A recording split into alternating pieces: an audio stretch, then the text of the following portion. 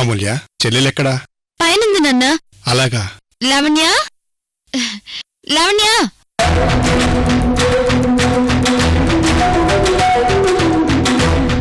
ఏం చేయను అత్తయ్య గారు, మా నాన్నకి నేను ప్రెగ్నెంట్ అని తెలియగానే నా మీద ఎంతో ప్రేమతో, అభిమానంతో, ఆశతో చాలా సంతోషంగా ఇక్కడికి వచ్చారు. ఇలాంటి సమయంలో ఆయనకి నిజం తెలిస్తే తట్టుకోలేరు. ఇక మా పిన్ని సంగతి మీకు తెలిసిందే కదా.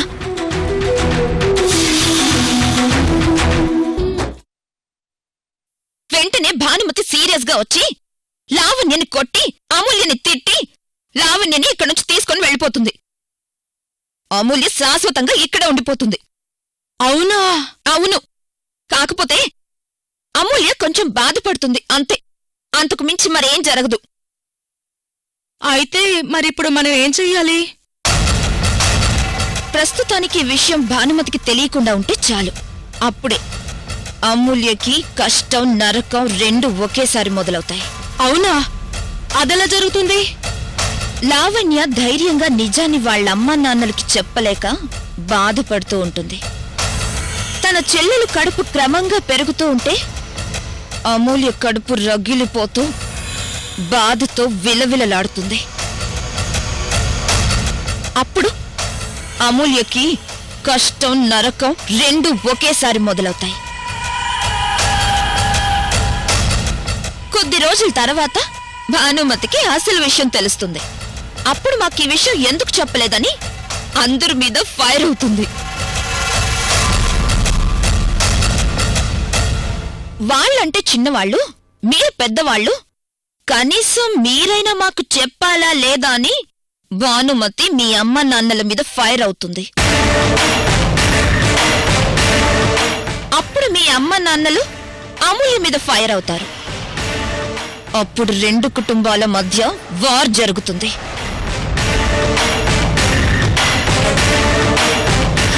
ఇదంతా అమూల్య వల్లే జరిగిందని ఇంట్లో పెద్ద గొడవ జరుగుతుంది. అందరూ అమూల్యని అసహించుకుంటారు.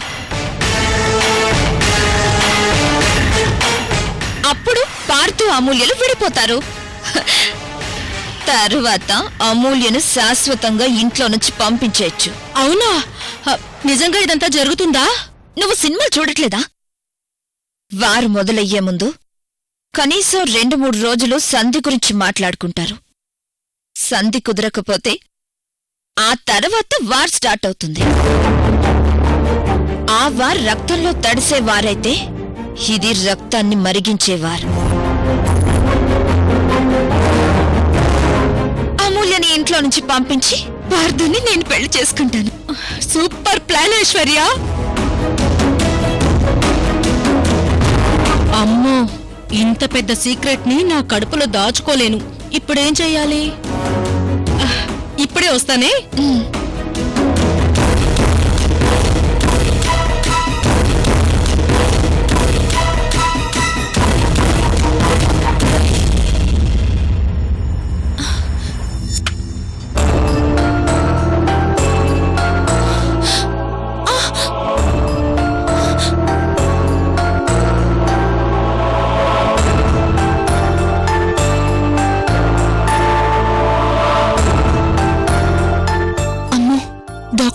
టాబ్లెట్స్ వేసుకోకపోతే నొప్పి ఇంకా పెరిగిపోతుందేమో. అదే కాక ఈలోపు అమ్మా నాన్న వచ్చి ఏంటి నొప్పి అని అడిగితే పెద్ద ప్రాబ్లం అయిపోతుంది.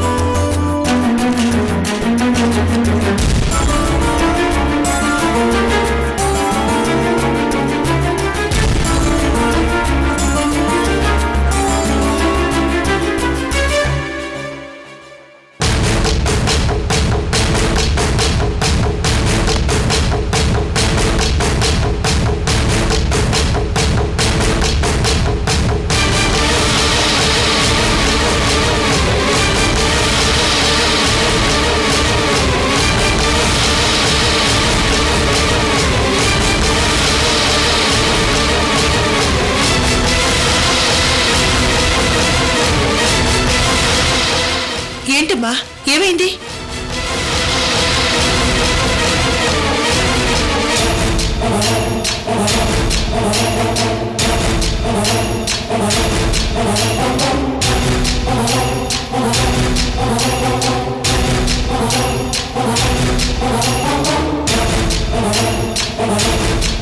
ఆ టాబ్లెట్స్ ఏంటి?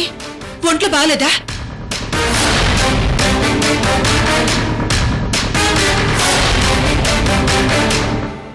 బాగులేకపోతే చెప్పు, హాస్పిటల్కి వెళ్దాం. ఏమండి పదండి, లావణ్యం తీసుకుని హాస్పిటల్కి వెళ్దాం.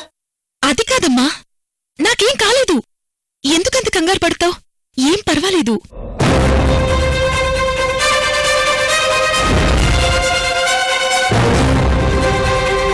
అబ్బా, ఏం సిచ్యుయేషన్ ఎదురైంది.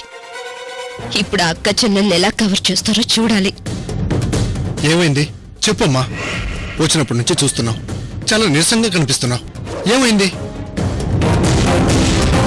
ఏం లేదు నాన్న, తనకిడికి వచ్చినప్పటి నుంచి సరస్వతీదేవి చేతిలో వేణున్నట్టు తన చేతిలో ఎప్పుడూ ఏదో పుస్తకం ఉంటూనే ఉంటుంది.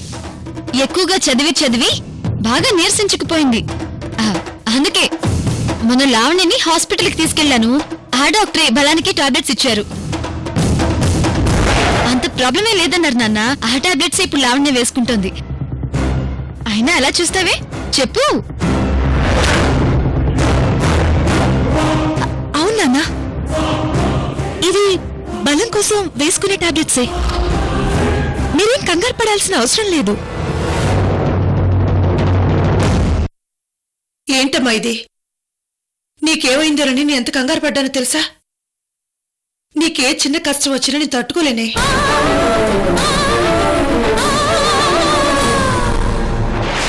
ఆహా, అక్క చెల్లెళ్ళిద్దరూ ఏం కవర్ చేశారే.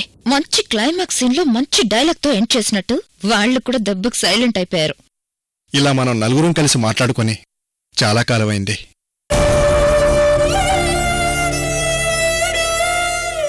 అమ్మ లావణ్య, నువ్వు చదువుకోవడం కోసం సిటీకి వచ్చేటప్పుడు ఒక్కదానివి హాస్టల్లో ఉంటానంటే చాలా భయమేసింది.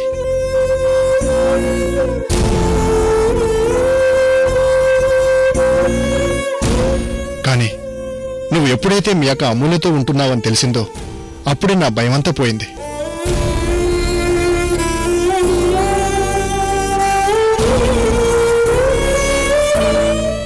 నా భయానికి కూడా కారణం లేకపోలేదమ్మా.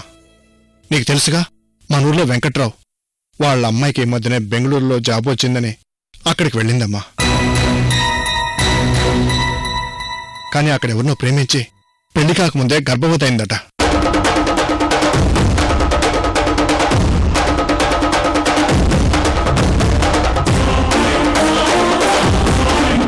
ఈ విషయం తెలిసిన వెంకట్రావు దంపతులు ఆత్మహత్య చేసుకోబోయారు.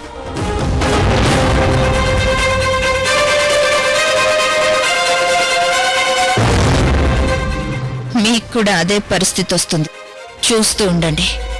ఇప్పుడిప్పుడే ఆ ఇంటి పరిస్థితి చక్కబడుతున్నా వెంకట్రావు ఆరోగ్య పరిస్థితి మాత్రం కుదుటపడడం లేదు. ఏ తండ్రికి అటువంటి పరిస్థితి రాకూడదు.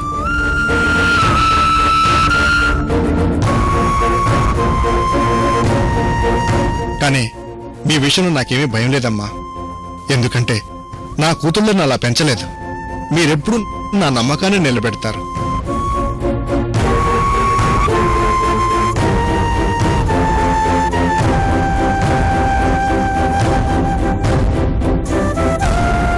తల్లిదండ్రులు ఆడపిల్లలు మాత్రమే కాదు, వాళ్ళ బాధ్యతను కూడా కంటారు. అందుకనే ఆ బాధ్యతలో ఏదైనా తప్పు జరిగితే ఆ తల్లిదండ్రులు తట్టుకోలేరు.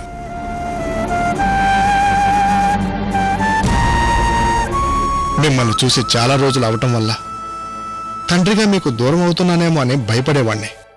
ఇప్పుడు మిమ్మల్ని చూసిన తర్వాత నా మనసు చాలా తేలికైంది.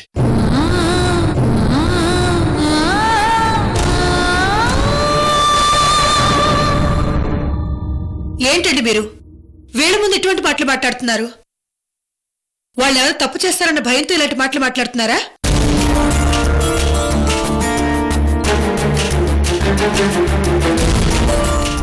తల్లిదండ్రులు పిల్లలకి ఇటువంటి మాటలు చెప్పేది భయంతో కాదు, బాధ్యతతో.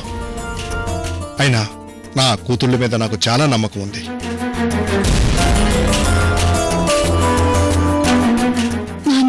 మీద ఎంతో నమ్మకంతో ఉన్నారు. కానీ మా దురదృష్టం కొద్దీ మాకీ టైంలో ఇలా జరిగింది. అయినా మీరు ఎందుకు ఇలా చెప్తున్నారు? అసలు వాళ్ళు తప్పు అనే మాటకి చాలా దూరంగా ఉంటారు. మళ్ళీ ఇలాంటి మాటలు వాళ్ళ దగ్గర మాట్లాడకండి.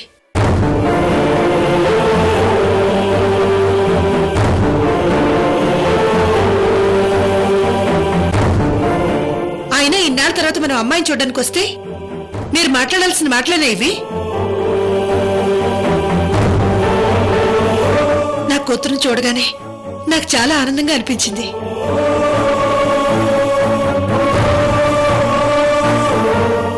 అయ్యో, మాటల్లోనే మర్చిపోయానే. నీకోసమని నీకిష్టమైన రవ్వలట్టు చేసి తీసుకొచ్చా. ఇవ్వటమే మర్చిపోయాను. తెస్తానుండు.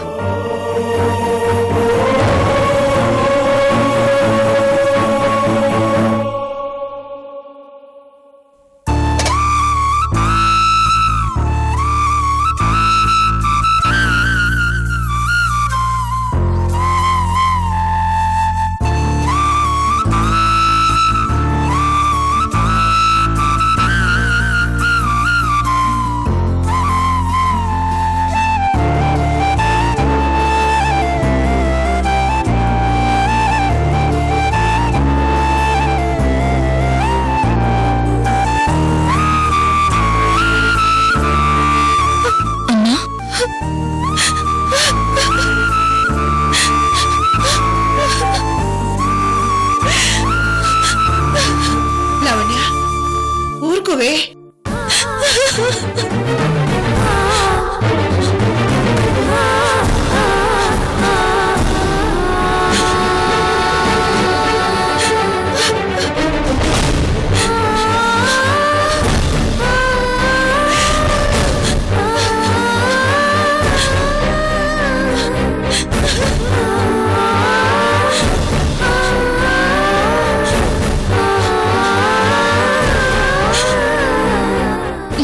అసలే సెన్సిటివ్. తన కడుపుతో ఉన్న విషయం చెప్పేస్తుందా ఏంటి? ఏంటి లావణ్య? అమ్మా నన్ను చూసి చాలా రోజులైనంత మాత్రాన వాళ్ళని చూసి ఇలా ఏడవాలా? నన్ను చూడు, నేనెంత ధైర్యంగా ఉన్నాను. ఊరుకో ఊరుకో. నాన్న, ఇప్పటికే చాలా ఆలస్యమైంది. మీరు వెళ్ళి విశ్రాంతి తీసుకోండి. వెళ్ళండి నాన్న. పిన్ని, నువ్వు కూడా వెళ్ళు.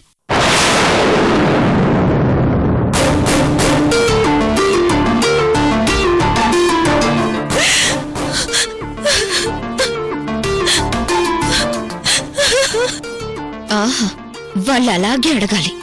అక్క చెల్లెళ్ళిద్దరూ టెన్షన్ పడాలి. అమూల్య ఏడవాలి. నేను ఈ బాధే అమూల్య కళ్ళల్లో చూడాలనుకున్నదే. ఇన్నాళ్లకి నాకు మంచి అవకాశం వచ్చింది. ఏంటి లావణ్య?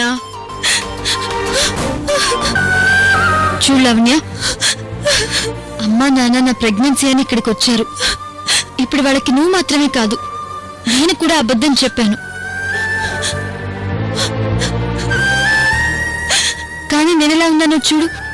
నువ్వు కూడా అంతే ధైర్యంగా ఉండు. వాళ్ళిక్కడి నుంచి వెళ్ళిపోయాక ఈ సమస్యకి ఏదో ఒక పరిష్కారం ఆలోచిద్దాం.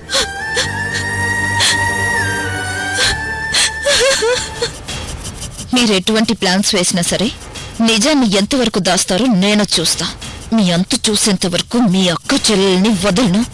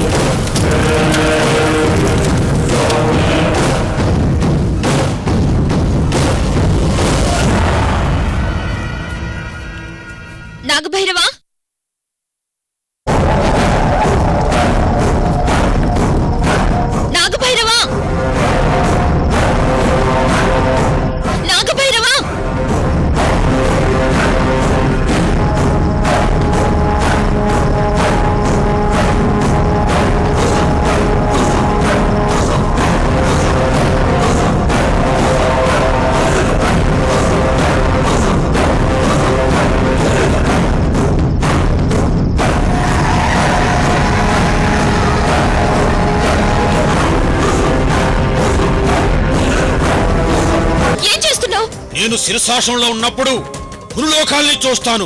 అప్పుడు నన్ను, నా దృష్టిని ఎవరైనా భగ్నం చేస్తే ప్రాణాలు చేస్తాను. కానీ నువ్వు ఐశ్వర్యం కాబట్టి వదిలేశాను. చాలా భయపెట్టావు కదా నాగభైరవ. ఇంతకీ నేనిచ్చిన మంత్రాకులు పనిచేశాయా లేదా? చాలా బాగా పనిచేశాయి. నేను కూడా ఊహించిన విధంగా వర్కౌట్ అయింది. అయితే ఇప్పుడు అసలు శిశులైందిస్తాను.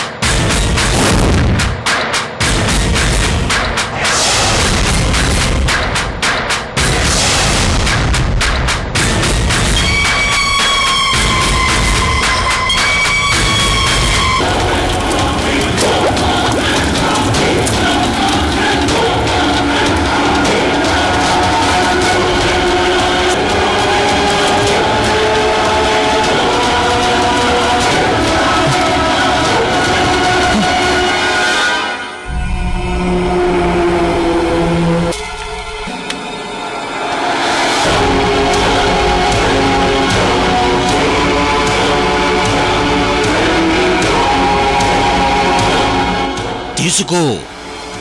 ఏంటిది? ఇది తాపత్రయ ద్రవం.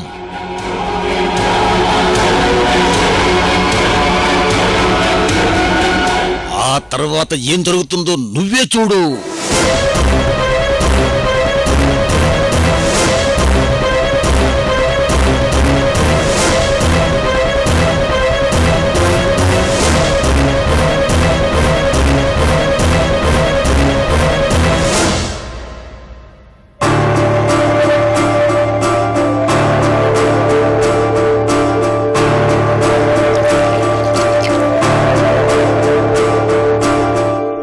మీకే గనక బాధ్యత ఉంటే వెళ్ళి నా చెల్లెల్ని అన్యాయం చేసిన వాడిని పట్టుకోండి. అంతేకాని ఇలాంటి పనులు చేయడం ఏంటి? మీరు మీ హద్దులో ఉండండి పార్థు గారు.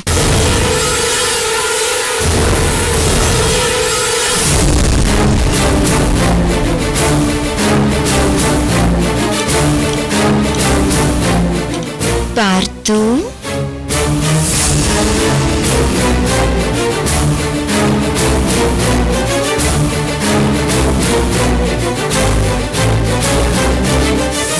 శ్రీ మహావిష్ణువు పవళించినట్టు ఇంత మెంటల్ టెన్షన్ లో కూడా ఎంత బాగా పడుకున్నావురా?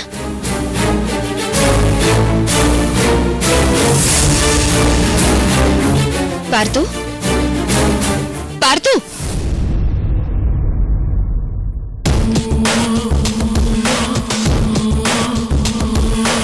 కాఫీ తీసుకోరా. థ్యాంక్స్.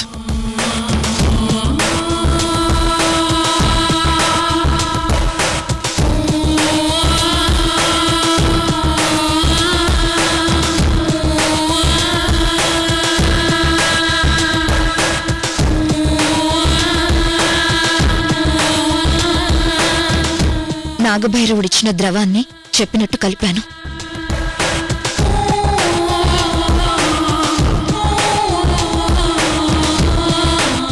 ఇప్పుడది పార్థు బాడీలోకి ప్రవేశించి ఎంతో ప్రభావం చూపిస్తుంది.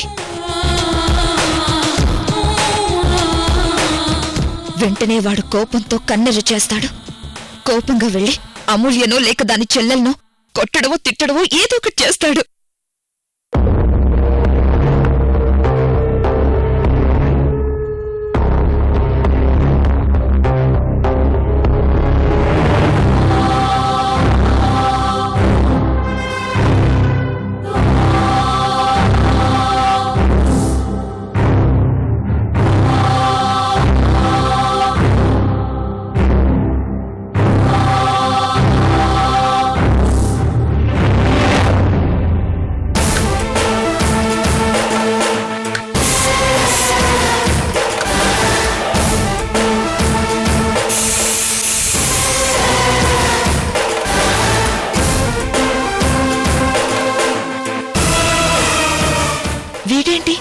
ఫైర్ అవుతాడనుకుంటే స్ప్రే కొట్టుకుని రిలాక్స్ అవుతున్నాడు.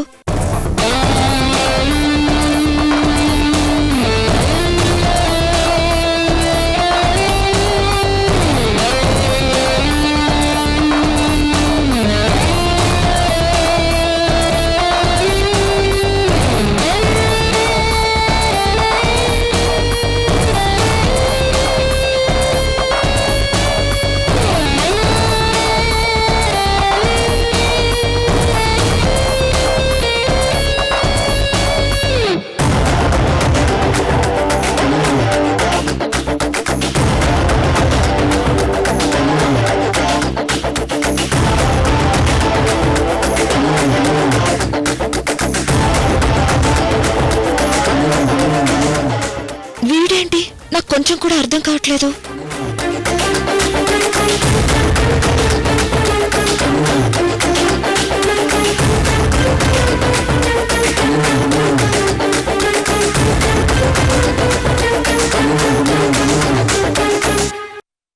అమూల్య ఆగు, నేను చెప్పేది విను. మారుతుగారు! అమూల్య ఏం చేస్తున్నావు?